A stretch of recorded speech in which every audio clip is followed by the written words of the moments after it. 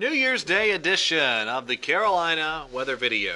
Happy New Year to everybody out there as we start 2014. I'm going to focus this entire video really on the cold weather and the upcoming forecast. So let's just get right into some of the modeling. Here's a look at the European upper air chart. This is valid Thursday evening.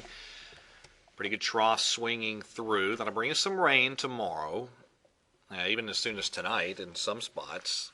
And following that is a good blast of cold air. Now, here comes the next piece of energy. You have one piece of energy moving through the southern plains. That'll actually phase and will help pull the big polar vortex down into eastern Canada and the Great Lakes region. All right, so here's the result with some of the other weather parameters. This is the European model, 850 millibar temperatures. This is the operational run, valid Friday morning. And you know, we keep talking about next week, but certainly this cold shot for Friday into Saturday is going to be very significant. Looking at 850 millibar temperatures in the northwestern corner of North Carolina, down to 16 degrees below 0 Celsius. And then let's take a peek out at 144 hours. This is the big cold shot next week, Monday evening. That's some bitterly cold air spilling southward, and then here you are by 156 hours. That is 850 millibar temperatures colder than 32 degrees below 0 Celsius over Ohio and Pennsylvania.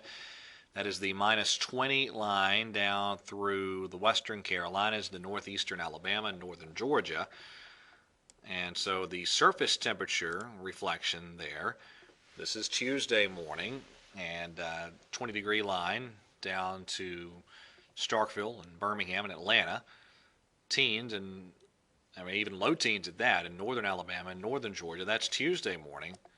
And then Wednesday morning, very cold air still in place. Wednesday morning, probably the coldest morning, it appears, depending on how the winds and the clouds behave.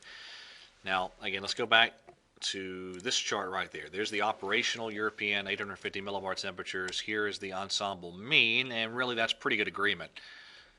Pretty good agreement overall with the European model. Now let's go to the GFS. There's the GF. This was the 0Z run. The 6Z run was a little different, but the 0Z run of the GFS finally jumped on board that cold scenario with the European and the Canadian model.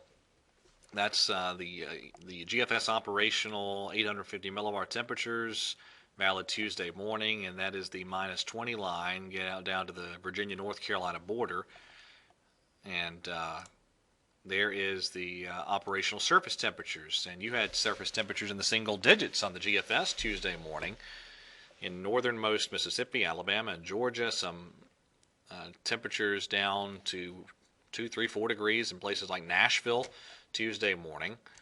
And then there are the surface temperatures off the 0Z GFS for Wednesday morning, and that is single digits in places like the Triad. And again, the 6Z run of the GFS backed off on the cold just a little bit. Now, I mean, these numbers may be a little bit too cold, but it's going to be close. I think there could very well be, if all behaves as it looks like it's going to, there could very well be some single-digit low temperatures in some non-mountain spots in North Carolina by probably Wednesday morning of next week. Just one final chart. This is the Canadian model. It is certainly on board too with that big shot of cold air early next week. Now, to be in and out, it's not going to lock in for days and days on end. We'll see a nice warming trend later next week, but this will be a big blast of cold air early next week. And again, Friday's going to be cold. We're going to struggle to get above freezing in the Piedmont Friday afternoon. Okay, that is it for today's edition of the video. Thank you for watching. Have a great day. Happy New Year, and God bless.